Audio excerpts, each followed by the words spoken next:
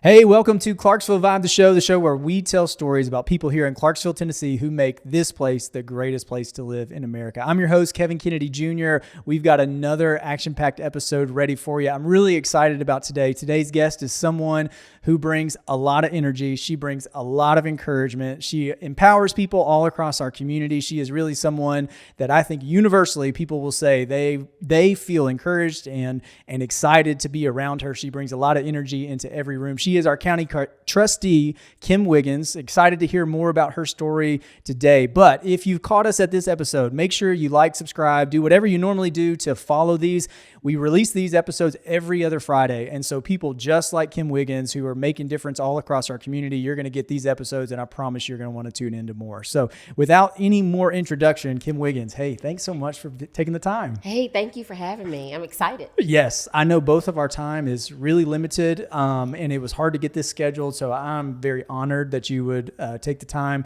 But I'm excited because we've really built a great community of people who really care deeply about Montgomery County, who care about the city of Clarksville. And you're kind of on the front lines of making a lot of change and doing a lot of really good things in a very important role for our community. And I want to hear more about that. But then there's this other dynamic. There's this Kim, the person, just this person that is always with a smile, always makes people feel welcome and encouraged. And I want to hear more about that too, because I know you've got a great story in terms of how you got to this place. You've got some history in the corporate world, in banking, and now in this public service role as our county trustee. But for listeners who maybe have not met you in person or maybe don't know what you do right now, tell us just a little bit about Kim Wiggins, the person. Because when I think of Kim, I think, hey, there's this energetic, dynamic leader who is always excited about making something better. Yes. So you just described me. No. So I moved here in the fall of 2008, and I met O'Neill in Nashville after I had left Nashville. I moved back to West Tennessee. That's where I'm going to stay. I had gotten me a condo downtown in Memphis, and that's where I was going to stay put. In 2008. Mm-hmm. Yeah. And you're originally from like Brownsville. I'm from Brownsville. Area. Yes. And I remember, so I have to confess, when my husband said we were moving to Clarksville, I said to myself, I am not moving to Clarksville. Yeah. And so he would come see me on the weekends, and I was supposed to be packed, and I would have like one more box packed. And he was like, Kim. And so I did have to, so we're going to hit this part quick. Yes. I love God so much. And I love that he loves my little flawed, funny self, or at least I think I'm funny. And so I remember going on this fast to try to make this decision because I didn't need him to help me with it. I could just talk to God and we could work it out. And if there's such a thing as God talking to you, I felt like I was like, hey, get off your knees. Either you want to be married or live in Memphis. You got to pick one. Oh, wow. And it was that clear. Yes. And I thought, I'm from Tennessee. We don't move to Clarksville. And I will tell you that is the best decision O'Neill has ever made for us. Yeah. Because, being from West Tennessee, maybe I could say, oh, hey, call a friend. They'll help you out. Whatever. Family members. Here, people are my friends in my community. I have several pockets of real communities. The first place, lots of different friends who may not even know each other or need to know each other at times, but like you're my friend because you chose to be. There's not because we went to elementary school or our parents worked together. Yeah. It is, and while I appreciate all of that part of life, this feels pretty special. Wow. That people are that genuine in my relationships. Yes. I think, I see that in my wife too. She came here to play soccer at Austin Peay. That's where we met. Uh-huh. And she is just this naturally gifted gatherer of people. And she just connects with people in a really genuine way and has lots of pockets of community. Yes. But just like you, she lights up a room, big smiles wherever she goes. O'Neill, I feel like whenever I get to see O'Neill, we always have a good interaction. It's always great to see him. I feel like we're kind of the guys on the wall watching our wives mingle in the crowds and dominate things. What has it been like for him for this to be your community together? So when I moved here, I said, everybody. And of course, he would see people. At first, he said, don't think this is weird. I know that person because they've served. Yes. And maybe they didn't see each other for a long time. So when I moved here, I was O'Neill's wife. And now when he goes places, he's like, I'm O'Neill Wiggins. And they say, are you Kimberly's husband? He's like, yes. Yeah. And so at one point, he told me, he said, you stole all my friends. You took them. Because if my phone would ring, it'd be his friends. I'm like, hey, girl. But with that, he said that I've made him better because there's times when he would have just stayed in his corner. He's an introvert, so he would have been just fine staying over there. I get to meet more people because he serves in places where I'm not. And some of that's deliberate because I can lighten a room, but I also don't want to steal the light from someone because we all have a different mission. We all have different assignments and work in our goal to make disciples and try to live out life. I think that's the part about Christianity that has become more challenging. Some of us hide it or we overdo it when we can just, I heard you tell a story. I know this interview is not about you, but I heard you at the Gay Pack dinner, and you don't talk a lot in public. So to hear you tell your story, O'Neill leaned over to Rhonda and said to your mom, when is he going to accept his calling? And of course, she told me that. Yeah, and she teared up. And it's funny though, because to your point, just because you don't talk to a friend every day, you get to see another layer of them that makes you love them even more. And so you don't have to pick up the phone or send some fancy letter that says, hey, Kim, we want to talk to you. You send me a text and say, hey, can we get together and let's talk? And I love that part about our community. We're very accessible and high touch. Yes. And that, I hope that comes across the way I'm wanting it to, is that if you need help, we just say yes. We just say yes. Yeah. There's not, even as a lifelong Clarksvillian, I would say that, I probably get categorized in the blue bloods. Like I'm fifth generation, Yes, I've been here forever. My family's been here forever. Obviously my dad is a huge personality. But I don't feel like there's a lot of inaccess to people. Right. Like we're all just genuine people. Yes. We really like our community, want to see it continue to grow. And when people like O'Neill and yourself choose to really make our community a better place by taking risk, by running for public office, we're cheering you on. And we're really, really glad that you're here and that you're doing the things that you're doing. But I do want to talk about that journey for you personally a little bit, because going from banking and finance, and you've been in the corporate world, that's what you were doing in Memphis. I loved it. You loved it, right? And now you transition into this public service role, which means you're a little bit more of a public personality. People can judge you now. People can think things about you that are true or untrue. And it just is what it is. You get the joy of doing people's favorite activity of making sure that their taxes are paid so our community can run, right? Big deal. But what was it that attracted you about the position of trustee from your corporate world that you said, I do want to kind of shake off the scales of this corporate Kimberly Wiggins and then pursue public service in this community? So my mom said this, and it's funny how our sweet mamas, because I think about Rhonda when we talked to her. But I think about my mom. She called me one day, and I think kind of funny. So my mom called me and she said, Kim, she said, God gave this to me. She said, you're going to serve in public office. Now, when was this? It was about 15 years ago. Okay. And she said, I see you in D.C. Now, we still have not reconciled on that together. But hey, the way this community works, you're about 2 election cycles away. Like look. And so let me be clear, and this was not on my things to do list. Sure. It was not an aspiration. But in my career field, I've been called in to fix things.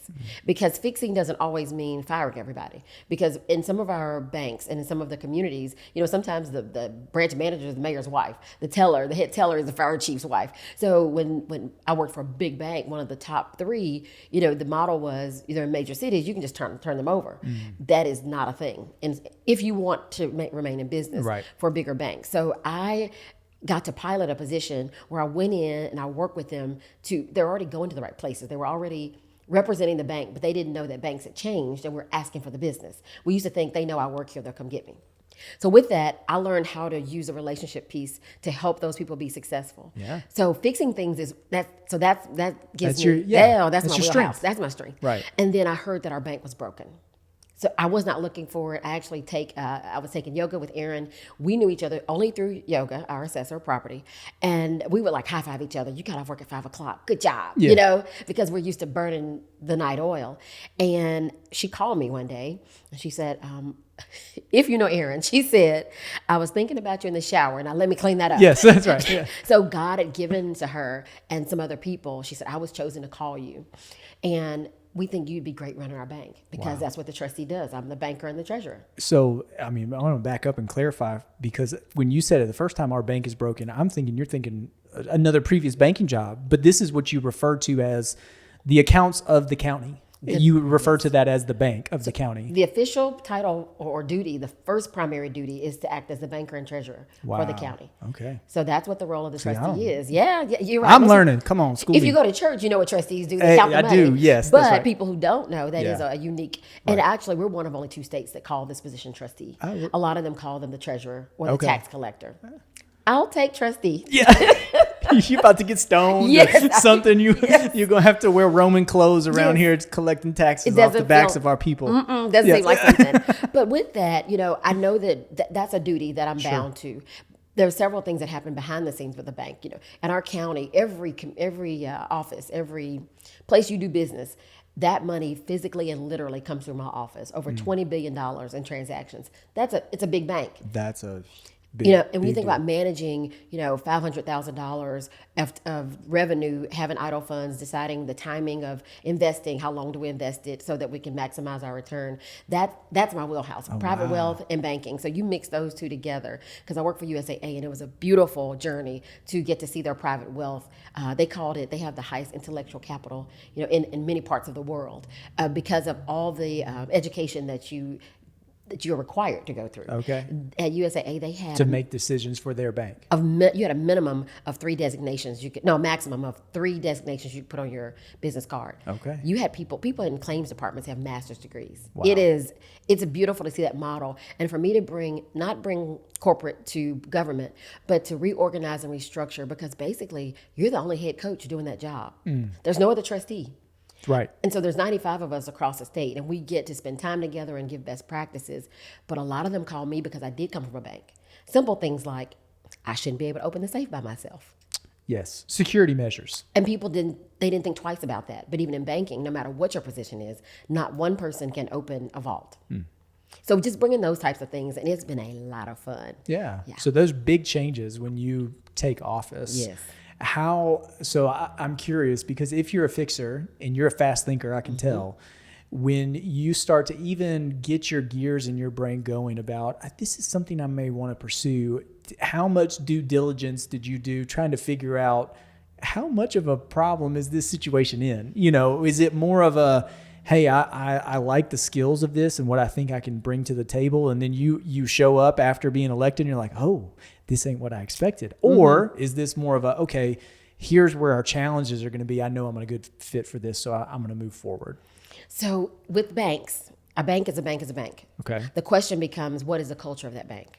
And so what I know about... Sound like a dental office? Right? It is exactly the same thing. Yes. What's the model? What is the culture? What are we going to be known for? What's the leadership? So in government, I don't get to control salaries. Yes. I do get to heavily influence what our office feels like. Yes. How people feel about paying taxes, how they feel about having access to me, making sure that I am present. And so I found a gift that I didn't know existed, that I needed. For the past 20 years or so, I have been traveling. I lived one place, or you live in a hotel, and it was fun. It was a lot of fun doing it, but I didn't have community. And that's the word you'll hear me talk about. So people would introduce me as, this is my friend Kim, she's vice president of this. Here, I'm just Kim. And then we get to is that what you do? I love that part. I get to live, serve, work, play. Even when my friends invite me to Nashville, I opt out a lot. And I'm like, y'all, why do we need to go? I don't have now that I have a real full life, right. I didn't have that. And one time when I lived in Memphis, my pastor always knew where I was. I was friends with his daughter, and I still am, but I sat down in a new spot, and this lady, one of my dear darling seniors, said, honey, it's good to see you come back and visit.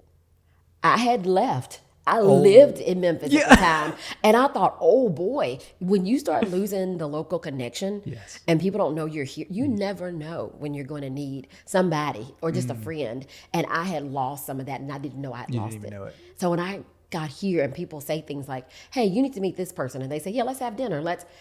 And they don't want anything from you. They really just want to know you.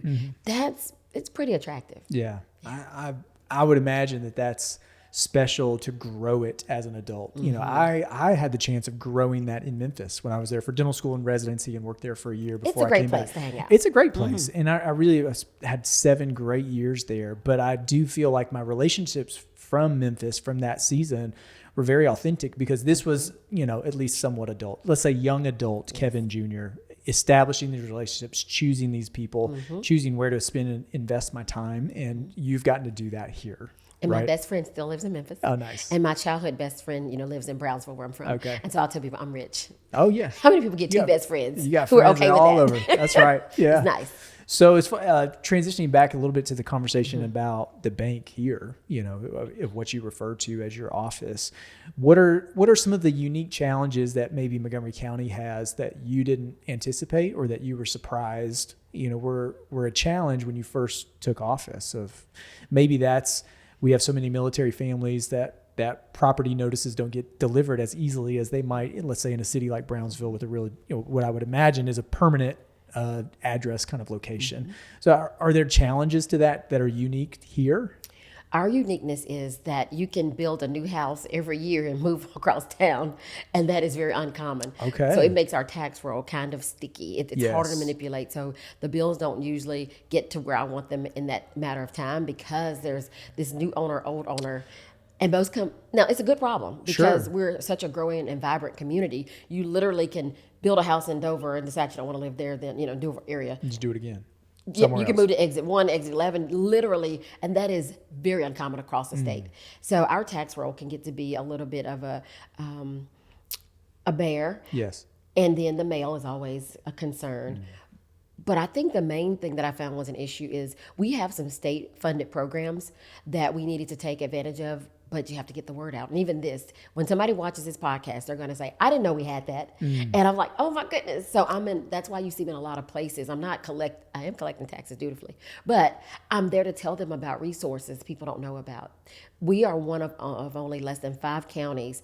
The state legislature said that each county could decide if they have tax freeze, because not every county has tax freeze. Okay. Less than 30 have it. So for people who are 65 or older, they earn $60,000 or less.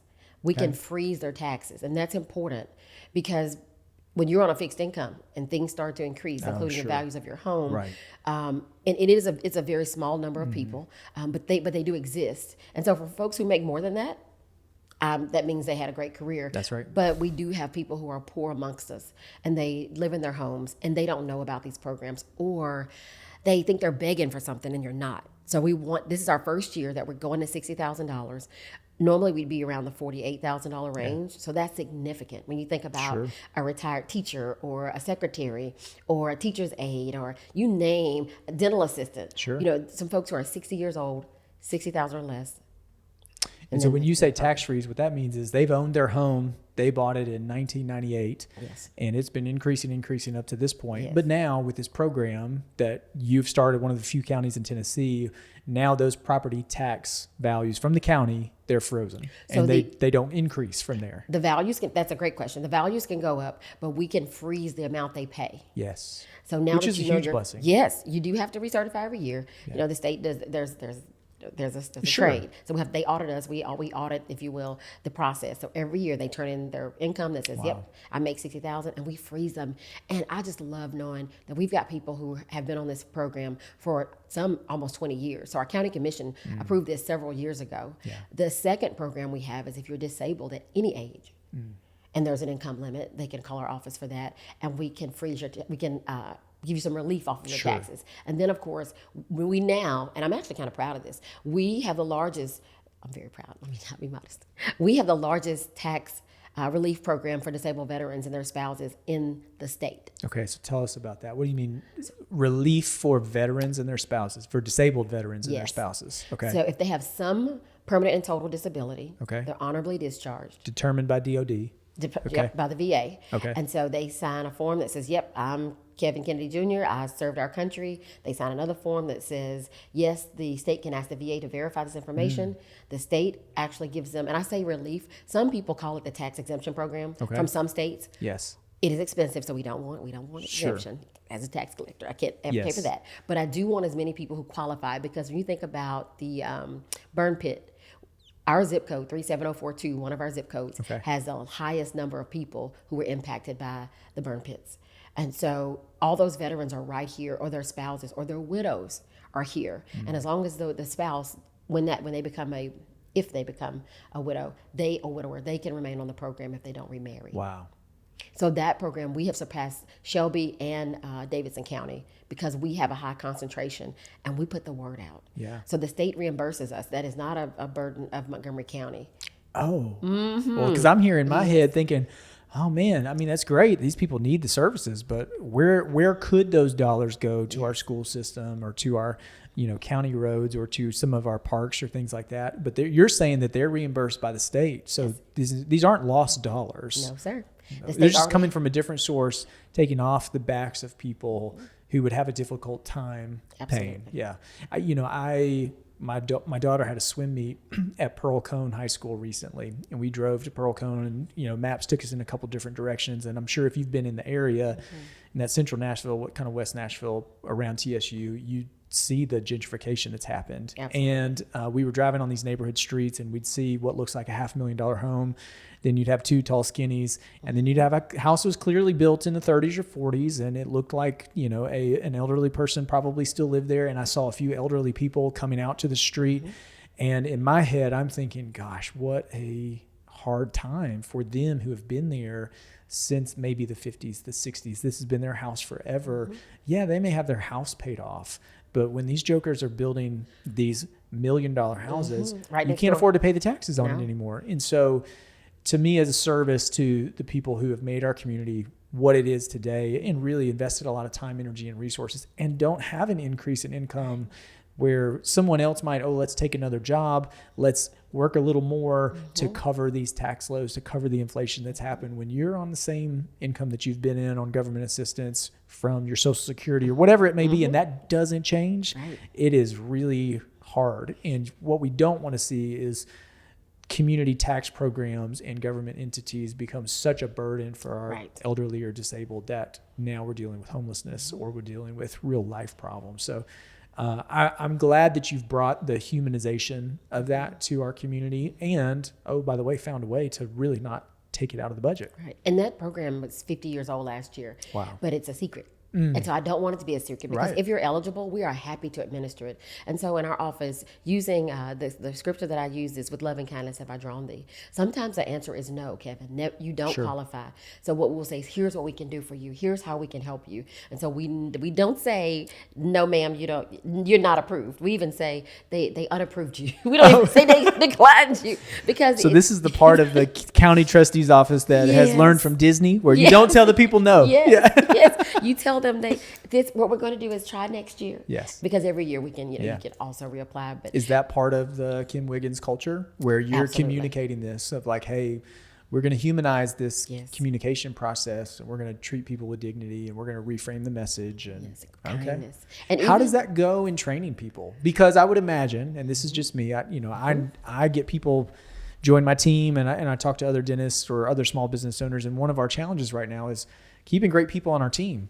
But not only do they join your team, that's step one. Part two is then incorporating them into how you communicate things. How do you say things? How do one of the things that we always tell parents is, it's no shame, no guilt zone. I don't care if your kid comes here with 0 cavities or 12 cavities. Right. It doesn't make you a better mom or a worse mom because your kid has cavities. But I've got to have all my people know that. That's right. We approach you like, we're here to serve you. Yes. You're bringing your kids to us for care, so we're going to do it with joyful heart, right?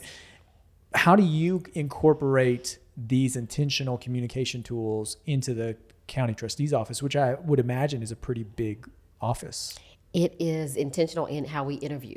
Okay. It starts with, so COVID created the screenings on Zoom. Yes. We kept them. Okay. It matters how you show up on Zoom. Just because you're at home, should you have on the T-shirt that should be here, but you got it out here because you pulled it out of the dryer. That's right. And it matters. Even the county has a dress code, but I have my own dress code. Okay. That is the baseline, and mine is different. We don't get to dress a certain way. We don't, in my office, you can't show your tattoos, whatever that means to you. You cannot wear a nose piercing. That is my choice because I believe that you are due the respect of me looking like I appreciate this. I believe that people they act how they dress. Sure. And that's just maybe old school banking, how I was taught. It's rare that you don't see me in a suit. I'm trying to dress casual. You said I had to dress casual today. I thought, oh Lord. It's kind of not my thing. Right. And it's not because I want to be hoity-toity. I'm from West Tennessee. Don't forget that part. Yeah. But so you got some Kimisms. But I think it's important that I show this office the respect it deserves. And I know that people judge you within a couple of seconds of how you're going to treat them. We had a gentleman the other day who came in, and he moved here from another state, and he was yelling, and he came to freeze his taxes. We don't freeze them yet. We start late. We start the end of the month of July. It's all about the tax roll in the state. And there's more to it, right? And a lot of people don't know how the sausage is made. And he was like, I know you don't want to help me. And I said, he said, I always sign up in June. He said, I always sign up in June. And so my team, they're so sweet. I hire sweet people. And so when they handed me the file, I knew, okay, there's some facts in here. I said, well, looks like you signed up at the end of July last time. And the year before that, you signed up in November. So that didn't happen, and it's okay. And he said, well, what's going to happen if I don't turn my paperwork in? I said, we actually call you. When we start taking applications, we call. There's a group of people that ask us to call, and we do that. And we were working on getting appointments, but he said, so y'all going to help me? And I said, you're actually frozen already for this fall. Oh. And I said, where did you move here from? And he got a little offended by that. He said, why is that important? I said, I think people, he said, I'm a disabled veteran. I'm married to one, right? And half of my office is too. And I said, so I know that people come from environments where they have to fight for benefits or sometimes have to fight with the VA. You don't have to do that here. We signed up. And I'm so proud that I get to work alongside, Julie Runyon is an attorney. While she is not practicing, she is the Register of Deeds. All of that is important. That's legal work. Sure. Erin was our accounts and budgets director, our finance director. She's an accountant. She runs that part of the trustee's office. All of my information is fed from those two offices. And then you have a banker running the bank. It feels pretty good to work with people that are competent, are passionate, and compassionate. Even right now, Erin is going through county... Competent and compassionate. Passionate and compassionate. Yes. Julie and I actually went down there to hear some of the hearings. I've never been part of when you're disputing the value of your property. It is not something that we fight. We want you to tell us, hey, this is my house, this is Kimberly's house, and we're the same square footage. And a builder called me today and they said, is it going to be bad if I do that? No. Go down there and talk about it because if that's how you feel, we want to hear about it. We're a large county. It is a company. Almost 90,000 parcels, probably over that now. It's a massive undertaking to reappraise and reassess, Erin and her team to do this. And of course, it feeds right to my office. So I just think, Mayor Durrett said one time, he said, how do you get people to pay taxes and smile about it? Because we all have to do it. And I think leading from the front. So whether it's Kevin Kennedy or Miss Jane Jones, if they say, is Kimberly here? And like they asked me if I wanted blinds because my office faces the front. And I said, no, I came to work. If I'm busy, I'm busy. If I'm in a meeting, I'm in a meeting. But if I'm here, I asked for this job, right? It starts out very sophisticated. I'm Kimberly Wiggins. Please vote for me. But when you go early vote, it's please vote for me. That's right. So I asked, I begged for this. And so I remember when I first took office, it was like a library. And people say, Mr. Kennedy wants to see you. What do you want me to tell him? I tell him, hang on.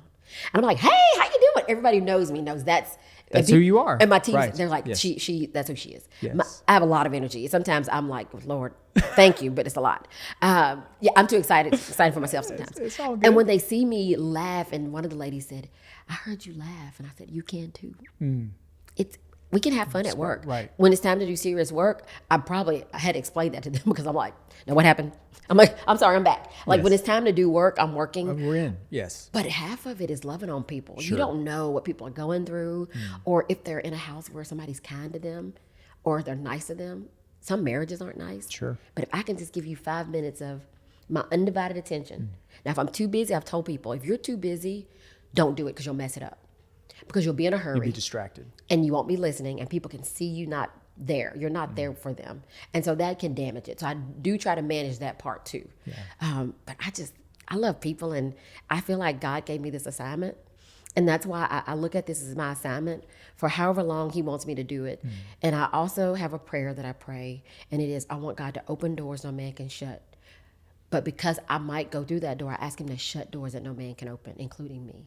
Make it clear that the answer is no or not right now, and help me not, I don't have a better analogy. I'll give you the one I use. I don't want to be like that parable where the little dog looked into the water and he saw that other dog with the bone, and he thought that bone was bigger and he dropped it, trying to get it when he was looking at himself. So I don't want to lose focus on what I think you have or you're doing that's better and lose sight of all the greatness that God has and the work for me to do. Sure. Yeah. I mean, our county's blessed to even have a leader in any of our departments that thinks about culture and how people are treated, because it is what makes our community special. We hear that in our dental practice. It's kind of like, I thought you were going to judge me for this or that. Ma'am, why would I judge you? I'm here to help. I know there are churches in our community. I know that there are businesses in our community. And what is really encouraging to me is you take an office that is traditionally viewed as, maybe one that, how can you laugh? How can you do this and have fun? As Mayor Dirt said, and, I could absolutely say him here, but we have businesses in our community where culture actually does make a difference. Medical transit, it makes a difference. Yes. How people are greeted, how they're cared for, what happens on their arrival and departure, that all makes a difference. I've got friends who own Stinky Pinky, and they do waste management throughout our whole community, right? Cleve and his dad, the Gwynn family, they do an amazing job of making sure that when I call, friendly voice on the phone, the way that their drivers are treated, the way their sales guys are treated, when something pops up and the county needs some stuff down at Downtown Commons quick without notice, we're going to make that happen because we care about our community. And when it's a nonprofit that needs help, they'll help them too. Absolutely. So they do a lot of things that people don't know. But I say that because Cleve and I have had the conversation previously where we realize, yes, we provide a service. We are a service-based organization. Dentistry is, waste management is, county trustees office. Everything is a service. And the way that we serve and the way that we lead, whether it's from the top or mid-management or wherever it is, it does affect the entire organization. And it affects how people receive the services and then how you feel about your experience. And it's amazing. So it's funny you say that because you also have to know what's not your strength. I have a fun personality, but I'm all business. But I like having fun. Sure. But somebody's got to make it happen. Right. So we literally, in our office, we have a fun committee because we were all participating, but some of us were still in the fun out of the fun committee. Kim, I have to tell you, we got fired from the fun committee. I had a conversation with a team member of mine who I love very dearly. She happens to be helping us record this podcast episode. Just yesterday, I said, look, I know my strength is not fun, and I need a chief fun officer to help inject. You did not. I did, because she was telling me how she does like to plan things and she likes to get goodies together and deliver them to offices. And I said, my problem is I show up and I think about the 75 kids that are on our schedule. And I think about all the conversations of coaching that I need to have. It's naturally where my brain shifts, but I don't want that to be the place that we work, and I need your help. And she kind of lit up. So I'm really excited, but it's funny that you say that because the go-getters, you probably don't get to lead the fun department. Let's join in and let's have it. But if my brain has to be the one creating the fun activities, we're all going to be a little too serious. Or it's a gift card, and then nobody wanted that. Nobody wanted the gift card. Don't call me out like this. Don't call me out like this. You didn't tell me this is going to be therapy. Yeah, okay, all right, fair enough. But I love the fact that we understand it, and I love talking to other leaders because while technically you're the head coach is what I call it. Yeah. And so we end up in these silos and we realize, oh my goodness, you're in the same conundrum. Yeah, because I mean, there's part of me that's kind of shamed or embarrassed of like, do you really not try to have fun? And I don't mean not to. Right. I really do want it to be fun. People to I'm a kid's dentist crying out loud. Part of it should be fun. We should be smiling. And I do have a lot of fun throughout the day, but it's not team centric. Yes. And, part of where our economy gets so tight, our team members are facing challenges at home. Yes. We've got to create an environment where it's fun to be here. It's fun to be with one another so that when we get to go front and center on stage, as Disney calls it, when they go center stage, they're ready with fun personalities that have filled their tank up to be able to have the interaction with the disabled veteran that you just mentioned, that come in with this preconceived idea that this is going to go bad. They're going to tell me I need this. They're going to shame me for this. They're going to say, no, it's not what we're here for. We're just here to have a good time, provide a great service, do it really high quality, professional. And go spend time with the people we love the most. It's funny. I think about the remodel that you have with your office where you designated a significant amount of space to make sure your team has somewhere to huddle, to wind down, to recuperate, because sometimes it's hard. And I think there's another part that we haven't shared, and now it's like organically coming out, is we've created a safe space that it's okay to not be okay at work. Yes. And so my team knows that. I gave them a word for it. Sometimes you're just puny in spirit. You're sad. You don't know what happened. It happens to all of us. But you need a safe place, and sometimes work is that safe place. Yeah. And so we create a space, and you've done that, where I still need you to do some work. Absolutely. We're here to do a job. But here's an office where you can make those phone calls, see the sun, because you have them facing the window, but recognizing that, life has changed so much. And we used to say, check it at the door. But how about you don't check it at the door, right? And we make sure you can go talk to your therapist at lunchtime. Yeah. And then so you're not taking time away from your family, but that's still your lunch break. But you sit in this back corner for today and just get yourself back, not being ashamed to not be okay, Sure. I guess is what I'm saying. Brene Brown and Simon Sinek, they had a conversation on a podcast, and they mentioned this idea. They were doing meetings in their organization, and they said, what if we just did a 2-word check-in when the meeting started? We're not here to have all the details. I just want a 2-word check-in. And it could be pretty good. It could be, the example she used was duct tape and glitter. And what that meant was barely holding it on, but we're going to put sparkles on it and make it the best we can. And I tried that with my team. That went over really well. And another example is we had a pretty significant family crisis 2 weeks ago. And it took my wife from probably 10 p.m. to 3 or 4 a.m. Like, she was actively managing it. It was a long night. And I came in the next morning, schedule full of kids, parents who really don't care that happened the night before, kids who deserve my best. And I just had a quick 5-minute huddle. I said, hey, I need to be real with you. Here's where I am today. I need you to help me. And that moment of vulnerability, honestly, it shifted the room. And it became one of our most emotionally productive days, because I didn't try to check it at the door and act like everything's okay. That's right. Now, the reality is when that first patient comes, they expect a fun and friendly Dr. Kennedy, and that's what they're going to get. Yes. But I need my team to know that, I'm carrying some tough stuff. Yes. So I'm really encouraged you're bringing that to the trustee's office. I'm really glad that you're here. I know that the gifts that you bring are making our community better in so many ways, and it's probably contagious throughout the in-county government departments. You can't see the trustee's office over here doing amazing things, and then you're over here in another department and it's just falling apart because somebody's going to get at you. Or you might be up for re-election or whatever it is. Who knows how it's going to fall apart. Every day you're up for re-election. Yeah, that's it. So, but I'm really glad you're here. Thank you so much for this time. This has been super fun. I know that I'll get to see you and O'Neill around town at different events. You doing that as an elected official tells me how much you love this community, that you're not shying away. And at the end of the day, hey, I'm going to collect taxes and go back to my house because I'm done dealing with people. When I see you at the fundraisers, at the events, at the nonprofits, or just the, downtown commons, sundown concerts, whatever it may be, I know that you care about our community, you care about the people here, and I know that our community's better because of you. Thank you. Yes. Well, thank you for your time. If you've made it to the end of this episode, thank you so much for joining in. I know that you have been encouraged with Kim Wiggins and her story of how she had a history in corporate banking and how she's brought this just fierce and energetic and extremely amazing character and culture to our trustee department, handling the funds that come in and out of our county. If you want to hear more stories just like this, of people like Kim from all across our community, go back to episode 1, kind of filter through those, find people find people you don't know, and then hit like and subscribe to catch more episodes every other Friday of people who are doing great things. We'll catch you on the next episode. I'm Kevin Kennedy. We'll see you next time.